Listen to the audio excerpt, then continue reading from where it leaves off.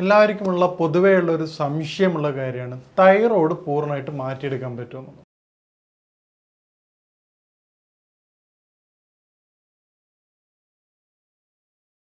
ഞാൻ ഡോക്ടർ സയ്യിദ് മുഹസിൻ. ഇന്ന് നമ്മൾ സംസാരിക്കാൻ പോകുന്ന വിഷയം തൈറോയ്ഡിൻ്റെ അബ്നോർമാലിറ്റിയെ കുറിച്ചാണ്. പണ്ട് കാലങ്ങളിലൊക്കെ നമ്മൾ വളരെ വിരളമായി കേട്ടിരുന്ന ഒരു കാര്യമായിരുന്നു തൈറോയ്ഡ് കംപ്ലയിൻറ്റ്സ്. തൈറോയ്ഡ് പ്രധാനമായിട്ടും നമുക്ക് എല്ലാവർക്കും അറിയുന്നത് പോലെ ഒരു ഗ്ലാൻഡാണ്, ഒരു ഗ്രന്ഥിയാണ്.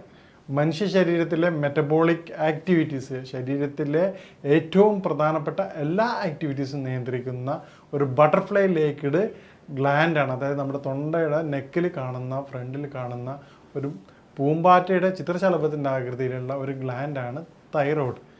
ഈ തൈറോയ്ഡിൻ്റെ പ്രത്യേകത എന്താണെന്ന് പറഞ്ഞു കഴിഞ്ഞാൽ അത് പൂർണ്ണമായിട്ടും നമ്മുടെ ബോഡിയിലെ എല്ലാ ആക്ടിവിറ്റീസും അത് പൂർണ്ണമായിട്ടും കംപ്ലീറ്റ് കൺട്രോൾ ചെയ്യുന്നതാണ്. ഇനി എന്താണ് തൈറോയ്ഡ് എന്ന് നമുക്ക് പരിശോധിക്കാം. തൈറോയ്ഡ് പ്രധാനമായിട്ട് രണ്ട് തരത്തിലാണ്. തൈറോയ്ഡ് ഹോർമോണിൻ്റെ കുറവ്, അതായത് ഹൈപ്പോ തൈറോയിഡിസം എന്നും ഹൈപ്പർ തൈറോയിഡിസം, അതായത് തൈറോയ്ഡ് ഹോർമോണിൻ്റെ കൂടുതലും. പണ്ട് കാലങ്ങളിലൊക്കെ നമ്മൾ വളരെ റെയറായിട്ട് കേട്ടിരുന്ന കാര്യമായിരുന്നു തൈറോയ്ഡ് എന്നുള്ളത്. ഇന്ന് വളരെ കോമൺ ആയിക്കൊണ്ടിരിക്കുകയാണ്. അതിൻ്റെ കാരണം പണ്ടൊക്കെ ഹൈപ്പർ ആയിരുന്നു കൂടുതൽ കോംപ്ലിക്കേറ്റഡ് ഉണ്ടായിരുന്നത്. ഇന്ന് 90% ഹൈപ്പോ ആണ്. അതിൻ്റെ ഏറ്റവും പ്രധാനപ്പെട്ട കാരണങ്ങൾ നമ്മൾ വിശദമായിട്ട് താഴെ പ്രതിപാദിക്കാം. പിന്നെ ഇപ്പോൾ നമ്മൾ ചെയ്യേണ്ട ഒരു കാര്യം എന്താണ് ഹൈപ്പോ എന്നും ഹൈപ്പറിന് ഡിഫറൻസ് നോക്കാം. തൈറോയ്ഡിൻ്റെ കാരണമായിട്ട് പറയുന്നത് ഇന്നത്തെ ലൈഫ് സ്റ്റൈൽ തന്നെയാണ് പ്രധാനമായിട്ടും പറയുന്നത്. ചില കാര്യങ്ങൾ ശ്രദ്ധിച്ചാൽ നമുക്ക് മെഡിസിൻ ഒഴിവാക്കിക്കൊണ്ട് തൈറോയ്ഡ് ട്രീറ്റ്മെൻറ്റ്, കാരണം ചില പേഷ്യൻസ് പറയാം ഡോക്ടർ സർജറി കഴിഞ്ഞിട്ടും നിങ്ങൾ മെഡിസിൻ എടുക്കേണ്ട അവസ്ഥയാണ്. സർജറി കഴിഞ്ഞിട്ടും മെഡിസിൻ എടുക്കുകയാണെങ്കിൽ പിന്നെ ഡോക്ടർ സർജറിയുടെ ആവശ്യം എന്തായിരുന്നു എന്നുള്ള തരത്തിൽ ചോദിക്കാറുണ്ട്. എന്ന് പറഞ്ഞാൽ നേരത്തെ പറഞ്ഞതുപോലെ തൈറോയ്ഡിൻ്റെ നോർമൽ പ്രോസസ്സിലേക്ക്, അതായത് തൈറോയ്ഡിൻ്റെ വർക്ക് നോർമൽ പ്രോസസ്സിലേക്ക് കൊണ്ട് നമുക്ക് എന്തൊക്കെ ചെയ്യാമെന്ന് പരിശോധിക്കാം. ആദ്യമായിട്ട് നമ്മുടെ തൈറോയിഡിസം ഏതാണെന്ന് തിരിച്ചറിയാണ് പ്രധാനമായിട്ട് ചെയ്യേണ്ടത്. ആദ്യമായിട്ട് ഹൈപ്പോ ആണോ ഹൈപ്പർ ആണോ നമ്മൾ ലാബിൽ ടെസ്റ്റ് ചെയ്ത് കഴിഞ്ഞാൽ ഇൻവെസ്റ്റിഗേഷൻ ചെയ്ത് കഴിഞ്ഞാൽ നമുക്ക് പ്രധാനമായിട്ട് 3 കാര്യങ്ങളാണ് തൈറോയിഡിനോട് ചെയ്യാറുള്ളത്. TSH, T3, T4. ഇതിൽ TSHൻ്റെ അളവ് വളരെ കൂടുതലാണെങ്കിൽ നമുക്കുള്ളത് ഹൈപ്പോ തൈറോയിഡിസം എന്ന് മനസ്സിലാവും. കാരണം എന്താണ്, ശരീരത്തിൽ തൈറോയ്ഡിൻ്റെ അളവ് വളരെ കൂടുതൽ വേണം എന്നുള്ള ശരീരത്തോട് പറയണതാണ് ഹൈപ്പോ. ഈ ഒരു കേസിൽ സ്വാഭാവികമായിട്ടും കണ്ടുവരുന്ന ഏറ്റവും പ്രധാനപ്പെട്ട ഒരു വിഷയം ശരീരത്തിലുള്ള എല്ലാ കോശങ്ങൾക്കും വേണ്ട എനർജി സപ്ലൈയും ചെയ്യാൻ പറ്റാത്ത ബോഡിക്ക് വരും.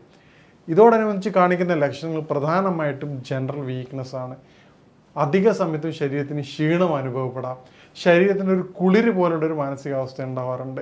മൂഡ് സിക്നെസ് ആയിരിക്കും, ഒന്നിനും ഒരു താല്പര്യമില്ലാത്തൊരവസ്ഥ. ഏത് സമയത്തും ഒരു ടയർഡ്നെസ് ആയിരിക്കും, ഒന്നിനും ചെയ്യാൻ പറ്റാത്തൊരവസ്ഥ. ഇതാണ് ഏറ്റവും പ്രധാന. മുടി വളരെയധികം കൊയ്യുന്ന ഒരവസ്ഥ. അതുപോലെ ഇതാണ് ഏറ്റവും പ്രധാനമായിട്ട് കണ്ടുവരാറ്. നേരെ ഓപ്പോസിറ്റായിട്ട് ഹൈപ്പറിലേക്ക് പോകുന്ന സമയത്ത് നമ്മൾ എന്തായിരിക്കും, ഇതിൻ്റെ നേരെ ഓപ്പോസിറ്റ് ബോഡി ഏത് സമയത്ത് ചൂടായിരിക്കും. ഒരു കോൺസ്റ്റിപ്പേഷൻ, അതായത് ഡയറിയ ടൈപ്പ്, ഇടയ്ക്കിടയ്ക്ക് വയറ്റിന്ന് പോണൊരു പ്രത്യേകത ഉണ്ടാവും.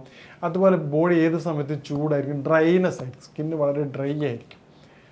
നമ്മൾ തൈറോയ്ഡ് ട്രീറ്റ്മെൻറ്റ് എടുക്കുന്നതിന് മുമ്പ് നമ്മുടെ തൈറോയ്ഡിൻ്റെ ടൈപ്പ് എന്താണെന്ന് അറിഞ്ഞ് മാത്രമേ നമുക്ക് തൈറോയ്ഡിൻ്റെ ട്രീറ്റ്മെൻറ്റ് എടുക്കാൻ പറ്റുള്ളൂ.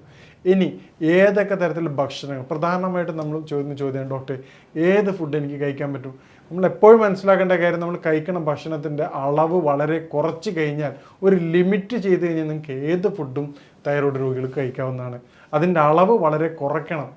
നിങ്ങൾ കഴിച്ച് ബുദ്ധിമുട്ടുണ്ടാക്കുന്ന സാധനങ്ങളുടെ അളവ് വളരെ കുറച്ച്. പ്രധാനമായിട്ടും തൈറോയ്ഡിൻ്റെ ഫങ്ഷനെ ബ്ലോക്ക് ചെയ്യുന്ന സാധനങ്ങളാണ് പിന്നെ ബ്രോക്കോളി, അതുപോലെ ക്യാബേജ്, കോളിഫ്ലവർ, സോയ. അതൊക്കെ നമ്മുടെ കേരളത്തിൻ്റെ കൺസെപ്റ്റ് അനുസരിച്ച് വളരെ റെയറായിട്ട് നമ്മൾ ഉപയോഗിക്കാറുള്ളൂ. ഒരു ഫംഗ്ഷനൊക്കെ പോയിട്ട് കുറച്ച് ക്യാബേജിൻ്റെ ഇത് കഴിക്കുകയാണെങ്കിൽ, പ്രത്യേകിച്ച് പേര് കഴിക്കുന്നതുകൊണ്ട് പ്രത്യേകിച്ച് കുഴപ്പമൊന്നുമില്ല. അളവ് വളരെ കുറയ്ക്കുക, അതുപോലെ സോയയുടെ അളവ് കുറയ്ക്കുക. ഇതാണ് തൈറോയ്ഡ് രോഗികൾ പ്രധാനമായിട്ട് ചെയ്യേണ്ടത്. ഇനി എങ്ങനെ നമുക്കിത് പൂർണ്ണമായിട്ട് മാറ്റിയെടുക്കാം എന്നുള്ളതാണ് ചിന്തിക്കുന്നത്. ആ തൈറോയ്ഡ് ഗ്ലാൻഡിന് ചുറ്റും നമുക്ക് സർക്കുലേഷൻ കൂട്ടുകയാണെങ്കിൽ, ബ്ലഡ് സർക്കുലേഷൻ കൂട്ടുകയാണെങ്കിൽ നല്ലൊരു ഫലമായിട്ട് കണ്ടുവരാറുണ്ട്. അതുപോലെ നമ്മുടെ ഫിസിക്കൽ ആക്ടിവിറ്റീസുകൾ കൂടുതലായിട്ട് ചെയ്യുകയാണെങ്കിൽ ഇന്നത്തെ ഒബേസിറ്റി തൈറോയ്ഡിന് പ്രധാനമായിട്ട് കാരണമായി മാറാറുണ്ട്. ഇതുകൊണ്ട് തന്നെ ബോഡിയുടെ എല്ലാ മെക്കാനിസവും എന്താവും, ഡിസോർഡർ ആവാറുണ്ട്. ഈ തരത്തിൽ നമ്മൾ തൈറോയ്ഡിൻ്റെ കാര്യങ്ങൾ ശ്രദ്ധിക്കുകയാണെങ്കിൽ ഒരു പരിധി വരെ നമുക്ക് എന്ത് ചെയ്യാൻ പറ്റും, തൈറോയ്ഡ് പ്രിവെൻറ്റ് ചെയ്യാൻ പറ്റും. ഈ രൂപത്തിൽ തൈറോയ്ഡ് പ്രിവെൻറ്റ് ചെയ്യുന്നതിന് പകരം തൈറോയ്ഡ് വന്നു കഴിഞ്ഞ പേഷ്യൻസ് എങ്ങനെ നമുക്ക് തൈറോയ്ഡ് പ്രിവെൻറ്റ് ചെയ്യുക എന്നുള്ളതാണ്. ക്രൂസിഫറസ് വെജിറ്റബിൾസ് ആയിട്ടുള്ള, അതായത് തൈറോയ്ഡിൻ്റെ ഫങ്ഷനിങ്ങിനെ ബ്ലോക്ക് ചെയ്യുന്ന വെജിറ്റബിൾസ് ആയിട്ടുള്ള, നേരത്തെ പറഞ്ഞതുപോലെ പിന്നെ നേരത്തെ പ്രിവെൻഷൻ എന്നുള്ള രൂപത്തിലായിരുന്നു പറയുന്നത്, വന്ന പേഷ്യൻസ് നിർബന്ധമായിട്ട് അതിൻ്റെ ഉപയോഗം വളരെ ലിമിറ്റ് ചെയ്യേണ്ടതാണ്. അത് കാരണം എന്താണെന്ന് പറഞ്ഞാൽ അത് തൈറോയ്ഡ് ഗ്ലാൻഡിൻ്റെ പ്രവർത്തനം ഡയറക്റ്റ് അത് ബാധിക്കും. അതിൽ പ്രധാനമാണ് നേരത്തെ പറഞ്ഞ കോളിഫ്ലവർ, ബ്രൊക്കോളി, പിന്നെ ഈ കാര്യങ്ങൾ, ക്യാബേജ്. തൈറോയിഡിൻ്റെ ഈ പ്രശ്നം വന്ന രോഗികൾ, തൈറോയ്ഡ് രോഗികൾ നിർബന്ധമായിട്ട് ചെയ്യേണ്ട 3 കാര്യങ്ങളാണ്. ഏറ്റവും പ്രധാനം അവരുടെ ബോഡി വെയിറ്റ് ഒരു 10% നിർബന്ധമായിട്ട് കുറയ്ക്കേണ്ടതാണ്. മെഡിസിൻ കഴിക്കുന്നതോടൊപ്പം തന്നെ 10% മുതൽ 15%, 10 മുതൽ 15% ബോഡി വെയിറ്റ് കുറയ്ക്കുകയാണെങ്കിൽ നമുക്ക് തൈറോയ്ഡ് മെഡിസിനോടൊപ്പം തന്നെ വളരെ മികച്ച ഫലം ലഭിക്കുന്നതാണ്. അതോടൊപ്പം തന്നെ നമ്മൾ ആഴ്ചയിൽ ഒരിക്കൽ ഉപവാസം, വാട്ടർ ഉപവാസം, അതുപോലെ തന്നെ ചില മുസ്ലിംസ് ആണെങ്കിൽ സുന്നത്ത് നോമ്പുകൾ എടുക്കുന്നത് നമ്മുടെ മെറ്റബോളിസം ആക്ടിവിറ്റീസിനെ നോർമലൈസ് ചെയ്യാൻ സഹായിക്കാറുണ്ട്. ഇനി ഈ 6 ജീവിത കാര്യങ്ങൾ, 6 എസെൻഷ്യൽ തിങ്സ്, നേരത്തെ പറഞ്ഞതുപോലെ പല വീഡിയോയിലും കൃത്യമായിട്ട് പറയാറുണ്ട്. പ്രധാനമായിട്ട് ഈ കാര്യങ്ങൾ ശ്രദ്ധിക്കുകയാണെങ്കിൽ, ഉദാഹരണത്തിന് കൃത്യമായ ഫിസിക്കൽ ആക്ടിവിറ്റീസ്, നമ്മുടെ ഭക്ഷണം കഴിക്കുന്നതിനനുസരിച്ചിട്ടുള്ള ശാരീരികമായിട്ടുള്ള അധ്വാനം നിർബന്ധമായിട്ട് ഉണ്ടോ എന്ന് ചെക്ക് ചെയ്യേണ്ടതാണ്.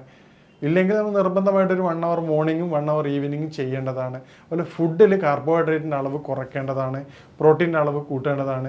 അതുപോലെ ഇത്തരത്തിൽ നമ്മൾ ഡയറ്റിലും ജീവിതശൈലിയും മാറ്റുകയാണെങ്കിൽ നമുക്ക് തൈറോയ്ഡ് എന്നുള്ള അസുഖം പൂർണ്ണമായിട്ടും നമുക്ക് ഒഴിവാക്കുന്നതാണ്. പിന്നെ തൈറോയ്ഡ് വന്ന പേഷ്യൻസ് നമുക്ക് ചെയ്യാൻ പറ്റുന്ന ഒരു കാര്യം, അവിടെ സർക്കുലേഷൻ കൂട്ടാൻ വേണ്ടിയിട്ട്, തൈറോയ്ഡ് ഗ്ലാൻഡിന് ചുറ്റും ബ്ലഡ് സർക്കുലേഷൻ കൂട്ടാൻ വേണ്ടിയിട്ട് നമുക്ക് ചെയ്യാൻ പറ്റുന്ന കാര്യം, പകൽ ഒരു ½ an hour നമ്മളിപ്പം നനഞ്ഞ ഒരു തുണി ആ ഭാഗങ്ങളിലൊക്കെ, സ്വെല്ലിങ്ങളിലൊക്കെ ഭാഗം നമുക്ക് കാണാൻ പറ്റും. പണ്ട് കാലങ്ങളിലൊക്കെ മുറിവോ കാര്യങ്ങൾ ഉണ്ടാകുന്ന സമയത്ത് എന്താ ചെയ്യുക, ആ സ്വെല്ലിങ് ഉണ്ടായ സ്ഥലങ്ങളിൽ, നീർവീക്കം വന്ന സ്ഥലങ്ങളിൽ നമ്മൾ നനഞ്ഞൊരു തുണി വന്നിട്ട് കവർ ചെയ്യും. അതെന്താണെന്നാണ് ആ ഭാഗങ്ങളിൽ നനഞ്ഞ തുണി കൊണ്ട് കവർ ചെയ്യുന്ന സമയത്ത് കൂടുതൽ ബ്ലഡ് സർക്കുലേഷൻ ആ ഭാഗങ്ങളിലേക്ക് എത്തും. പുതിയ റിസർച്ച് അനുസരിച്ച് തൈറോയ്ഡ് ഗ്ലാൻഡിൻ്റെ പ്രോപ്പർ ഫങ്ഷനിങ് ഇല്ലായ്മയുടെ കാരണം ആ ഭാഗങ്ങളിലുള്ള ബ്ലഡ് സർക്കുലേഷൻ്റെ കുറവാണ്. അതുകൊണ്ടാണ് നേരത്തെ എന്ത് പറഞ്ഞത്, കൃത്യമായ വ്യായാമങ്ങളും ശാരീരിക അധ്വാനം ചെയ്യണമെന്ന് പറഞ്ഞത്. അപ്പം ഈ ബ്ലഡ് സർക്കുലേഷൻ കൂട്ടുന്നതിന് വേണ്ടിയിട്ട് നനഞ്ഞ ഒരു ടവൽ നമ്മളൊരു ½ an hour നെക്കിന് ചുറ്റും കട്ടി കുറവായിട്ട് കവർ ചെയ്യുകയാണെങ്കിൽ അത് ആ ഭാഗങ്ങളിൽ ഗ്ലാൻഡിലേക്കുള്ള സർക്കുലേഷൻ വളരെ ഫാസ്റ്റ് ആക്കുകയും ഇത് ഗ്ലാൻഡിൻ്റെ പ്രവർത്തനം, തൈറോയ്ഡ് ഗ്ലാൻഡിൻ്റെ പ്രവർത്തനങ്ങൾ നോർമലൈസ് ചെയ്യുന്നതായിട്ട് ചില റിസർച്ചുകൾ കാണിച്ചിട്ടുണ്ട്. അപ്പോൾ ഈ പറഞ്ഞ കാര്യങ്ങൾ ശ്രദ്ധിക്കുകയാണെങ്കിൽ നമുക്ക് തൈറോയ്ഡ് എന്നുള്ളത് പതിയെ പതിയെ മെഡിസിൻസ് ഒഴിവാക്കിക്കൊണ്ട് ജീവിതശൈലി കൺട്രോൾ ചെയ്യുന്നത് കൊണ്ട് തന്നെ പൂർണ്ണമായിട്ടും മാറ്റിയെടുക്കുന്നതാണ്. ഇതിൻ്റെ കൂടെ തന്നെ നമ്മുടേതായ മെഡിസിൻസ് കഴിക്കുന്നതുകൊണ്ട് തൈറോയ്ഡിൻ്റെ നാച്ചുറൽ ആക്ഷനിലേക്ക് തിരിച്ചു വരുന്നതായിട്ട് ഒരുപാട് രോഗികൾ കണ്ടുവരുന്നുണ്ട്. അപ്പോൾ ഇത്തരത്തിൽ നമ്മൾ മെഡിസിൻ ഒഴിവാക്കുക എന്ന് പറയുമ്പോൾ നാളെ തന്നെ മെഡിസിൻ സ്റ്റോപ്പ് ചെയ്യാനല്ല ഞാൻ പറയുന്നത്. കൃത്യമായ പരിശോധന സ്റ്റാർട്ടിങ്ങിൽ ഓരോ 3 മാസവും നിങ്ങൾ കൃത്യമായിട്ട് പരിശോധിക്കേണ്ടതുണ്ട്. TSHൻ്റെ വാല്യൂ എത്രയാണെന്ന് നോക്കേണ്ടതുണ്ട്. അതുപോലെ തൈറോയിഡിൻ്റെ T4ഉം T3യും കൃത്യമായി പരിശോധിക്കേണ്ടത്. പരിശോധിക്കുന്നതിന് പുറമെ അത് കൃത്യമായിട്ട് രേഖപ്പെടുത്തി വെക്കാനും കൂടി രോഗികൾ ശ്രദ്ധിക്കേണ്ടതാണ്. ഈ രൂപത്തിൽ നമുക്ക് മോണിറ്റർ ചെയ്യണമെങ്കിൽ നമുക്കിത് പൂർണ്ണമായിട്ടും മാറ്റിയെടുക്കുന്നതാണ്. ഇനി മറ്റൊരു വിഷയമായിട്ട് കാണാം. നന്ദി.